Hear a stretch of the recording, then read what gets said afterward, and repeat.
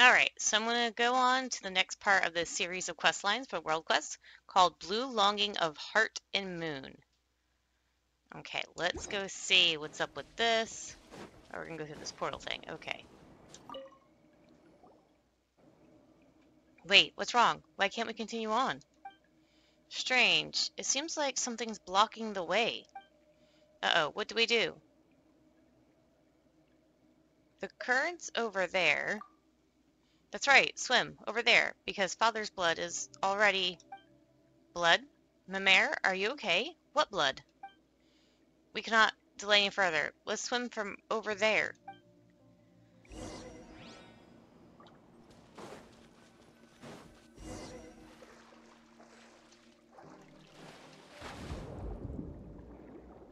I can't really see too well. Here we go.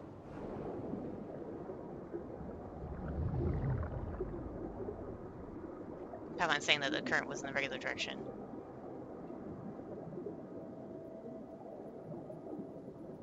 Seymour gave an unknown explanation. Like, no one understood it. Or at least Paimon didn't.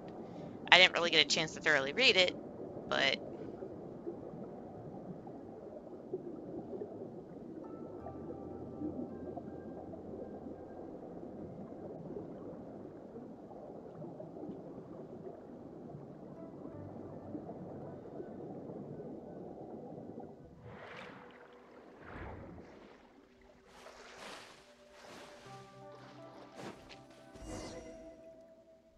Yep, he was one of the Abyss members.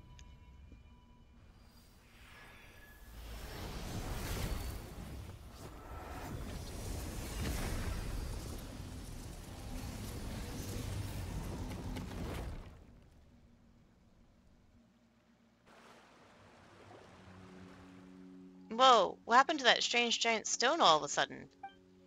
And look at that color. Doesn't it basically look like a heart? It probably is, because this might be the remains of that one thing that was mentioned in the records. That's right, this is the original form of the heart. Wait, that's... You're Jacob! What are you doing? Gathering paint, as you can see. Ha! Paint. What an interesting way to describe this filth, and to think that anyone would set it upon canvas. What? Still, your arrival here was quite unexpected. I could have sworn I sealed all the entrances. Did I slip up somewhere? You're a member of the Abyss Order, aren't you? I mean, you couldn't tell by looking at him? Ah, where there's smoke, there's fire, and where there's evil, there's you guys, huh? The Abyss Order? Oh, please, do not lump me in with those benighted primitives. They are no different from those oppressors. The power they seek is but a tool that only a few can use. What we search for is true equality, the liberation of the will. Wait, are you a different faction? Just as my friend said, those who lack weakness of consciousness shall not be subdued either by gods or death. Stop your prattling. If you aren't with the Abyss Order, how do you explain the magic you used earlier? I merely used the power of the Abyss to reverse the crystallization process. That's all. In any case, I had not expected to see its heart wither to such an extent after a mere few hundred years. As such, it needed to be restarted for me to obtain sufficient blood. Sufficient blood? Oh, now it pops up while I'm recording. Stupid thing. Yes, a rather inelegant method of doing things, you might think. Alas, there is no other way. I, too, initially believed that I could obtain enough congealed blood from Miss Mare through peaceful means. This would have allowed the plan to go through without alerting the Marchese hunters. Alas, that backfired. Too bad, I suppose. Wait, didn't you previously say that you wanted paint? What's this congealed blood you're blabbing about? Explain. Wait a moment. Huh, this is more interesting than I thought. So you don't actually know what those paints really are, or the power they contain? I see, I see. It seems I spoke too much. How terribly unexpected. Still, I fail to understand. Why would you want to get close to Miss Mimere if you don't understand the value of those paints? Don't bring us down to the level of your sneaky, scheming schemers like yourself. Besides, you summoned the monsters earlier, didn't you? What did you do that for? Why did you have to attack the other mezzanines? Attack them?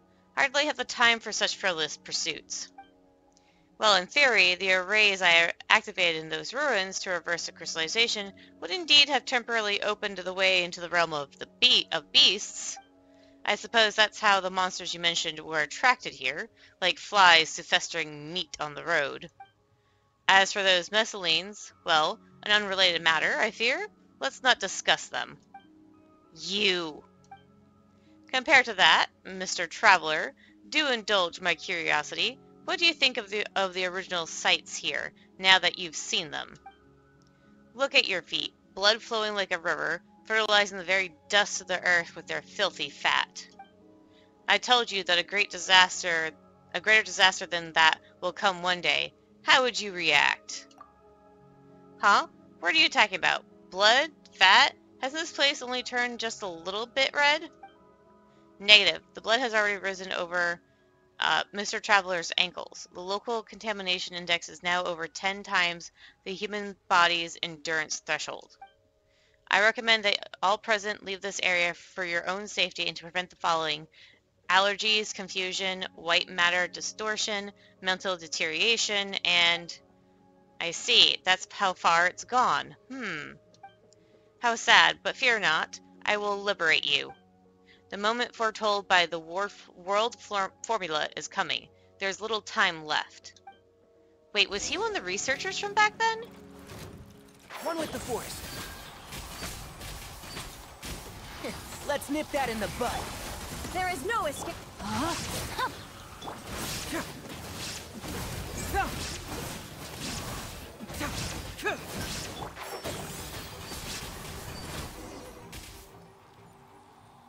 Fascinating. I thought you were only able to reach this place purely through luck, but it appears as if that was not all. I can talk today. Indulge my curiosity, Mr. Traveler. Could you tell me who you are, exactly? That's none of your concern. Not going to answer? Well, that's fine. It was just a mild curiosity of mine, after all. In any case, I haven't any further time to waste here. The appointed time is coming, and I have enough blood to use.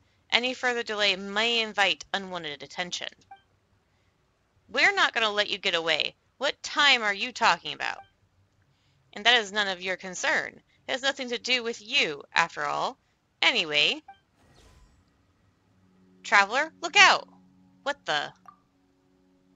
What is this? You despicable... What have you done to Traveler? I wouldn't use that word. This is a matter of utility, not morality. You are indeed very strong, Miss Traveler, but I couldn't say the same for the others. Ah! Where did these monsters come from this time? Apologies, Jacob Ingold, but I fear I cannot let you do this. Miss Mare, Miss Paimon, please get behind me. My duty is to defend. All attempts to harm you will not succeed. Such arrogance, you piece of soulless scrap. You were unable to defend Mary Ann, then. All you will do today is confront that incompetence once more. Mary Ann?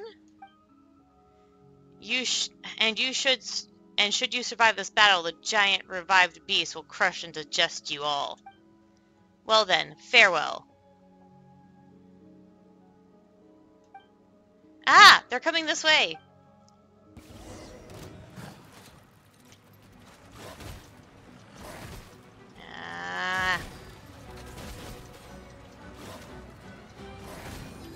Can't do anything. Uh-oh, Mimira's talking to Father.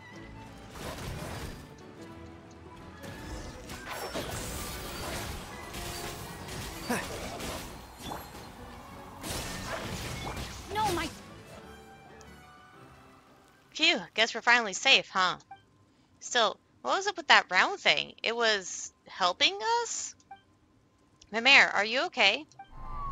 Yes, Father. Huh? Here? Oh, Paimon thought you were talking to us.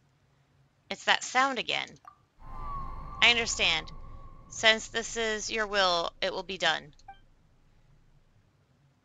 Traveler, Paimon, could you both strike a pose? I'm going to start drawing. Huh? Wait a moment. Paimon hasn't mentally prepared herself or figured out what pose to strike. Actually, wait. Why are we doing this here and now? I don't know how to explain, but I think Seymour can help. Logic module calculating, attempt to rationalize reason for question, result insufficient data, cannot answer. My logic module concludes that your decision is far from logical, Miss Mimere. Seriously, Seymour, what are you doing? And also, why did you push the problem to him, Mimere? My primary design goal is to now sorting data fragments. Huh? Seymour? You okay? Oh boy, looks like he's hanged. Sorry, Paimon, but there's no more time to explain. If we don't hurry, it'll be too late. Well, sure, okay, this doesn't quite feel right, but Paimon trusts you. I have faith in you too, Mimere. I know you won't do anything to harm us on purpose. But Paimon hasn't decided what pose to strike yet. Any thoughts? Let's see. Strike an all goes just as planned pose. Then Paimon will also... What do you think? Will holding this pose do? Yep, you look great. Now then, leave the rest to me. Mimere takes a deep breath, almost as if encouraging herself. With a few wags of her short little tail, she gets to work without another word. Her expression and the look she gives you are resolute and earnest. Solemn, might even say. Not long after, her work is done.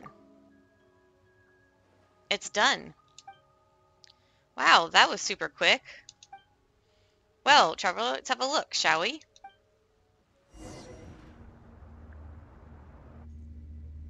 Oh, we went into a world? We went into a world. I'm just going to do some healing while I'm going to be in here, so I'm going to switch to a Raiden after this, once I get the thing up to heal. Rain outlines your face.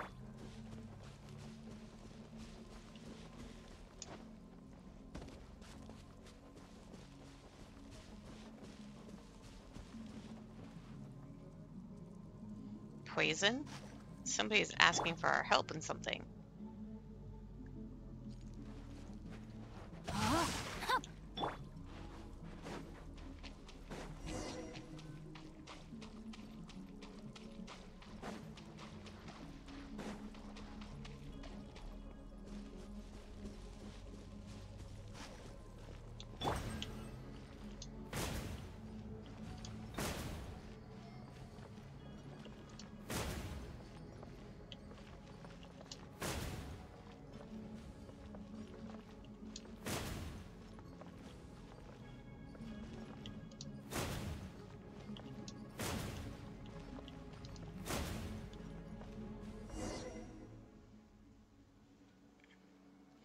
Okay, so they're thanking us for helping them.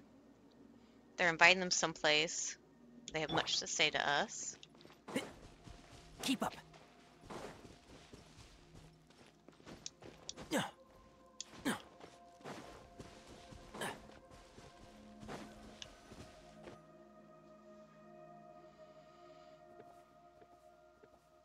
Ah, you're finally here. I've always wanted to meet you and talk to you, Traveler. You know me? Yes, I've been watching you all this time. Or should I say, sensing you. I felt your presence ever since that child of mine who loves art brought you inside my body. It was like a warm light was running to and fro within my organs and blood vessels. Eleness. Yes, that's my name. Beautiful, isn't it? I love it. Why did you appear in the form of a Melusine? Or a Melusine? Why? Well, I find that form to be very beautiful. Don't you think so too, Traveler? I love them very much, for they are, one and all, my lovely children. And here I can decide my own appearance, so of course I chose the look I love the most. The Melusine, are your children? That's right. That happened a long, long time ago. Not long after I first experienced death, I think. Many people, a spirit of the primordial waters, and many metal animals came into my body. I thought that they, like those two other people, were here to explore and gather my blood. I was originally just happy to have people here, but they chose to fight each other in the end instead. But of course, I was dead at that point. I was too weak to do anything beyond watching them in silence and feeling the wounds they left inside my body. In the end, someone triggered an explosion that caused a terrible shockwave. Many people died, and those metal animals also died. The survivors left, and everything was very quiet once more. A lot of sharp shards pierced my body from the explosion's impact, but later tiny life emerged from those wounds and from my broken flesh. I was so overjoyed, for they were beautiful and intelligent. Also, that was when I realized I could do more than destroy. I could bring beautiful new life to this world. So I spoke to them, and I told them many things. I taught them how to build a home for themselves, that they might grow up well. Then there was happiness and liveliness everywhere. Later, they gradually became unable to hear my voice. That's fine, though. Just as Mother once said farewell to me, all children must grow up and leave their parents. Only that child who loves painting still speaks to me, and she even brought her friends. That's how I came to meet you. I truly am happy that that's the case. So you're Mimer's father.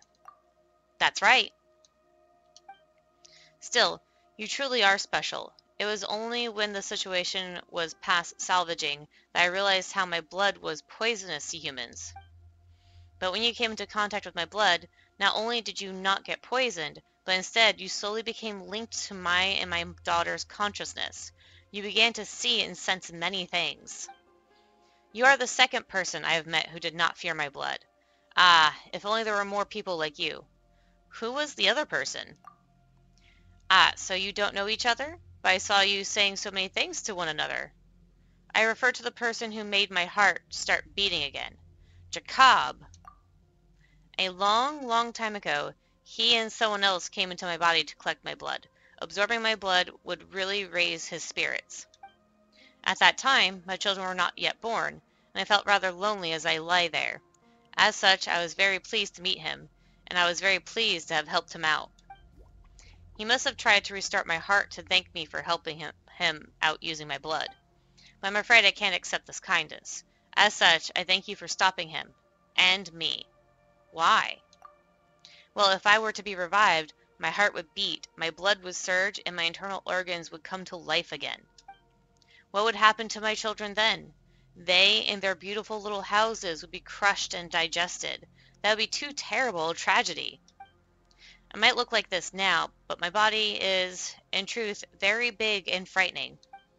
In the beginning, my siblings and I took leave of our mother and came to play on the surface. But I realized at last that the things I found fun and joyous were terrifying to others. It was too late by then, and I was filled with grief and regret. That's why I asked Mimere to use my blood to create a painting and give it to you. That way I get the chance to thank you in person. Thank you, traveler, for stopping my heart. So long as I live, I will bring grief to others, and I never wish to see that happen ever again. You're very welcome. I mean, I did to survive too. I did to stop Jacob as well. I see. Anyway, this is a rare opportunity. I haven't been this clear-minded in a long time. Why don't we chat about some other things? Is there anything else you'd like to talk about, traveler? Tell me about your origins. Sure, my mother is the reason I exist. Mother is the most wonderful person in this world. She gave me my name, and it is a lovely name. Before I was born, I floated in the cosmic darkness. It was cold there and lonely. I was so sad. Then, and I would often cry. But later, I heard Mother's voice. She wished me to be born into a beautiful world, to give me life, to give me a strong and healthy body that could walk the world, to grant me a beautiful name. She wanted to give me many siblings, wanted me to meet many friends, wanted me to see the beautiful sights beyond that cosmic darkness. She did not deceive me, and I was very happy. My elder siblings treated me well, and later my younger ones came along, and I treated them just as my elder siblings treated me. Later we left the world beneath the earth. I felt the wind brushing against my skin the warmth of the sun, water's icy and warm. Life is wonderful, and it was wonderful that I was able to witness this world. Only later did I discover that I was different from the life in this world. The things that brought me happiness, the things that interested me, they were frightening and terribly hurtful to those of this world. Eventually, I fell here and died. That saddened yet gladdened me. I treasured the life I was given by Mother, but my life would bring everyone such pain, so it was better this way. Later, just as Mother gave me life, I gave my children life, that they may walk upon this world. That makes me very proud and very happy. Okay, next thing. Tell me about Jacob. That person from before, you mean? I fear I know little about him. He is not like you. Even after drinking my blood, he cannot speak to me as you do. In the beginning, he came with someone else to research for the blood within my body. At that time, I could feel that they were different. There is something within him, a bit of the dark, cold cosmos' power. And I thought, so my blood will do him good. Wonderful. Later, he would come often to collect my blood, all the way up till there was a great battle involving many people here, him included. He didn't come back again after that. To be honest, I was worried that he might have died. Imagine how happy I was to see him return, alive and well, so tall and strong. Wait a minute. Wasn't Jacob the name of one of the researchers in the facility that we found ruins of? And wasn't Marianne also mentioned in one of those research papers? Is there anything else you'd like to talk about, Traveler? About the Breacher Primus from earlier. Ah, well, I saw that you were trapped and thought, if this goes on, I will be revived and you will all die. My strength began to return, so I thought, why don't I use one of my cells to attack the thing trapping you? That way you'd be able to move. That was a cell? Ha! That was one of your cells? That's right. They can help to drive harmful things away from my body and protect my children. However, they aren't as smart as my children, so they will attack you too. Sorry about that. Still, I'm glad to have helped you. Anything else? Okay. I need to go. Paimon and Mimere will worry. That's true. Well, I'm almost out of time, too. There are a lot of things I'd love to talk to you about, but the life I received this time is almost spent. Could you do me a favor, though, Traveler? What do you need? Could you tell Mimere, what to say? How about this, then? Your paintings are very beautiful. I love you, and I'm so very proud of you. Ah, right, and please get along with your sisters. They love you very much as well. Thanks a bunch, Traveler. I've got it. All right, then. Thank you. Honestly, it was great meeting you. Someday, I hope that I'll be able to traverse this world without fear of causing harm or death to others. When that time comes, I'll be sure to show you what I really look like.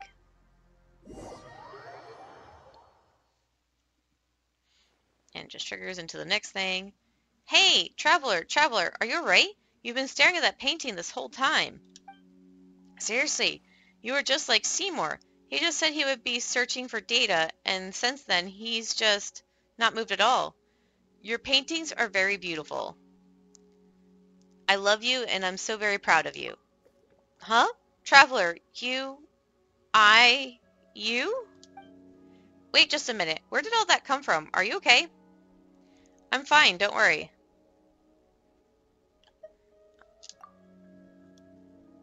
Someone asked me to pass their words on to you, Mimere. I see. Thank you. Please get along with your sisters. They love you very much as well. Come on. I've always gone along with everyone. Seriously. But since Father said so, I got it. Thank you, Traveler. Paimon didn't notice this before, but when did that thing over there turn back to stone? The shaking from before seems to be stopped, too. Wait, were you in such a hurry to paint for us because... Wait, Paimon's got it. People call really good paints absorbing, don't they? So you painted that in order to absorb Traveler, right? No, that doesn't make sense. What happened really? I'll explain in detail later.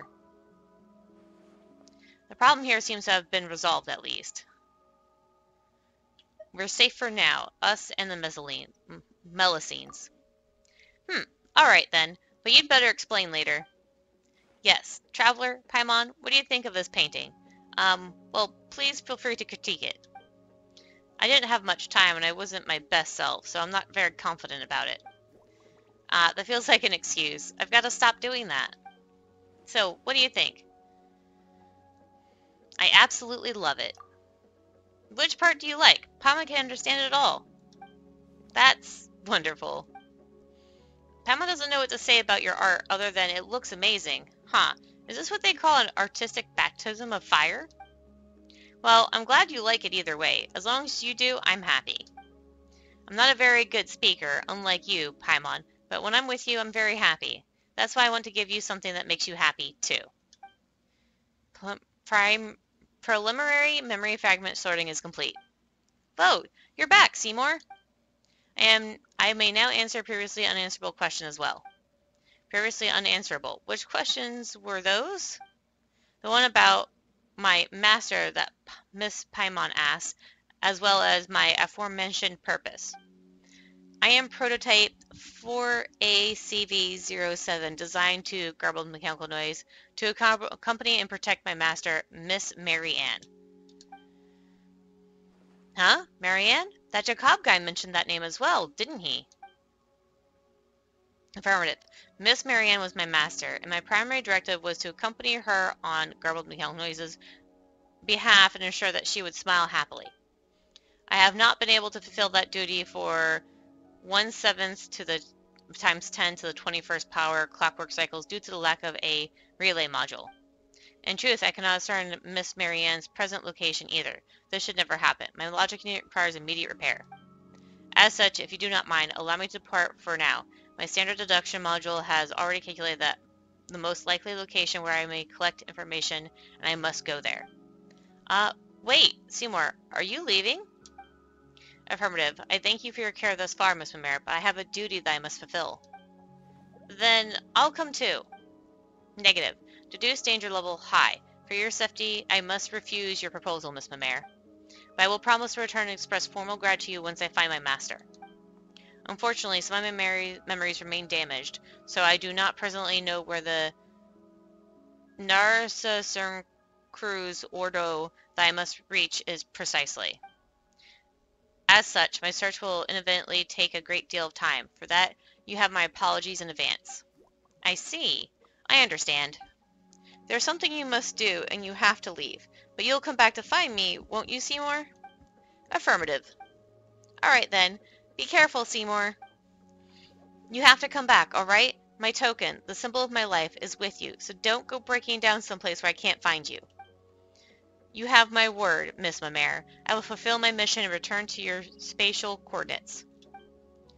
Okay, got it. Got it. Anyway, I suddenly got a bout of inspiration, so I'm going to go paint now. Don't forget to come back and see me when you finish your work, okay? You have a deal. We'll take care of Seymour for you for now. Alright, I understand. Traveler, Paimon, Seymour, you all stay safe, alright? I'll make a move first. Mamere. So, where are we going next? Seymour mentioned this place called the Narsa Cruz Ordo, right? I think I know where to find the place. Yeah, Paimon thinks we've already been there. The way in is pretty mysterious, though. Paimon wonders if you'll be able to get in there. But let's just go anyway. Once everything's settled, we'll bring you back to see Mamere. Okay, so I just did that all in one episode. I mean, I can't really help it, though. It didn't really give me a good spot to end at around 30 minutes, so that's how it is. Ah, this must be... Oh, that's the Oceanid one. Alright, so that's going to be it for that. So I'll see you guys later.